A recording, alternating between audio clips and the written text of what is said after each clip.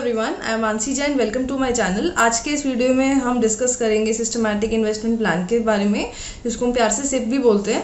तो मैं पहले आपको ये बताऊंगी कि सिप क्या होता है, इसके क्या एडवांटेजेस होते हैं, फिर मैं आपको बताऊंगी कि आप सिप स्टार्ट कैसे कर सकते हैं। तो आप एंड तक इस वीडियो को देखिएगा, और इसके अलावा आपको कोई भी क्वेश्चन दिमाग में हो तो आप मुझे जो है कमेंट बॉक्स में बता सकते हैं। तो चलिए हम स्टार्ट करते हैं।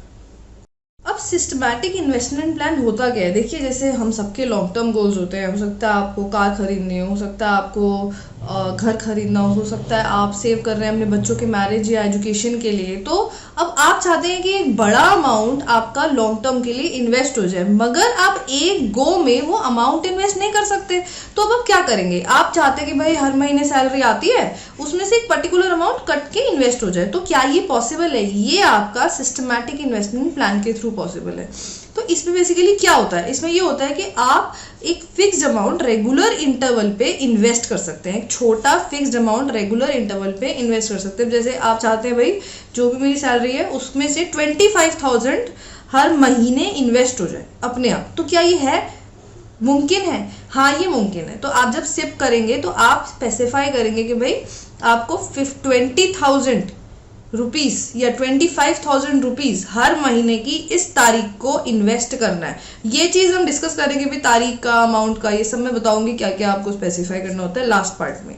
ठीक है। अच्छा, अब होता क्या है, जब आप सिप करते हैं तो आप अमाउंट इन्वेस्ट करते हैं, तो फंड मैनेजर ना उन फर्म्स के एसेट्स के यूनिट्स खरीदता है जिसमें ऑलरेडी वो फंड इन्वेस्टेड है। तो जब ऐसा होता है तो आपके यूनिट्स इंक्रीज होते जाते हैं।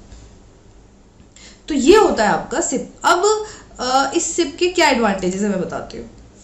One of the main advantages जो सिप का है वो ये है कि भाई वो फाइनेंशियल बर्डन नहीं डालता। जो लोग एक बहुत बड़ा अमाउंट इन्वेस्ट नहीं कर सकते, वो एज लो एज 500, 1000, 1500 भी इन्वेस्ट कर सकते हैं।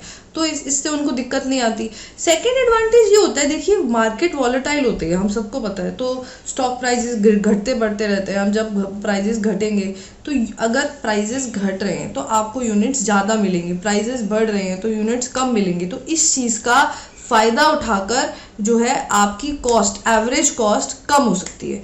ये फायदा होता है सिप करने से लमसम के बजाय। अब देखिए, अब किसी भी सिप में सिप स्टार्ट करने के लिए आपका केवाईसी कंप्लायंट होना बहुत जरूरी है। तो आपको पहले केवाईसी की फॉर्मेलिटीज पूरे करने हैं। केवाईसी की फॉर्मेलिटीज पूरे करने के बाद आपको ये डिसाइड करना है कि आप कौन सी स्कीम में सिप करना चाहते हैं, कौन सी म्यूचुअल फंड स्कीम में। अब आप ये देखेंगे कि कौन सा फंड हाउस आपको वो स्कीम ऑफर कर रहा है। ये देखने के बाद आपको उस फंड हाउस के वेबसाइट पे जाना है और रजिस्टर करना है। अब रजिस्टर करने के बाद ना आप एक बहुत सिंपल सा फॉर्म होगा जो आपको भरना होगा। अब ये एप्लीकेशन फॉर्म में क्या क्या है ये मैं आपको बताती हूँ।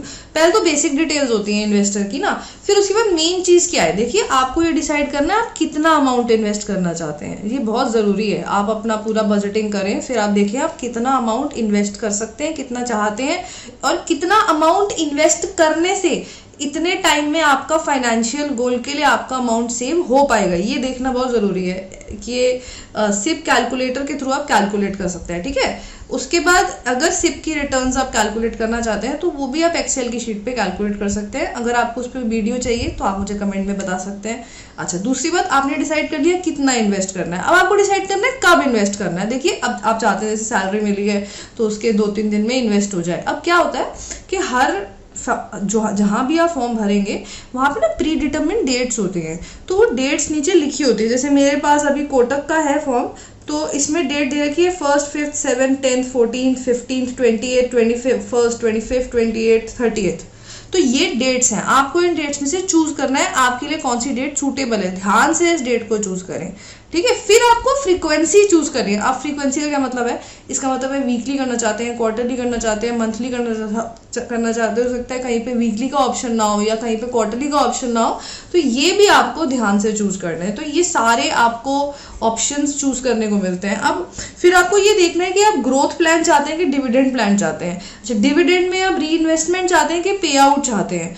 तो ये कुछ बेसिक डिटेल्स है जो आपको इस फॉर्म में फिल करनी है। और कुछ, हाँ, पीरियड, आप कितने पीरियड यानी कि कब से लेकर कब तक सिप करना चाहते हैं। जैसे आप 5 साल तक करना चाहते हैं, 3 साल तक करना चाहते हैं, तो ये आपको देखना है कि कब से लेकर कब तक करना चाहते हैं। उसके बाद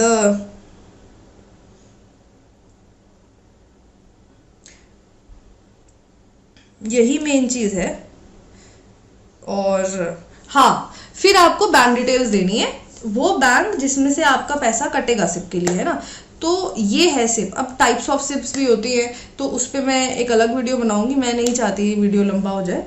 तो अगर कोई स्पेसिफिक क्वेश्चन आपको, जो मैंने टॉपिक्स इसमें कवर करे हैं, पूछना है, या कहीं भी सिप आपको स्टार्ट करने में दिक्कत आ रही है कोई पर्टिकुलर, तो आप ज़रूर मुझसे कमेंट बॉक्स में पूछ सकते हैं। आपको वीडियो पसंद आए तो आप ज़रूर लाइक और शेयर करें, और मेरे चैनल को सब्सक्राइब करें, ताकि ऐसे वीडियोस की नोटिफिकेशंस आपको रेगुलरली मिलते रहें।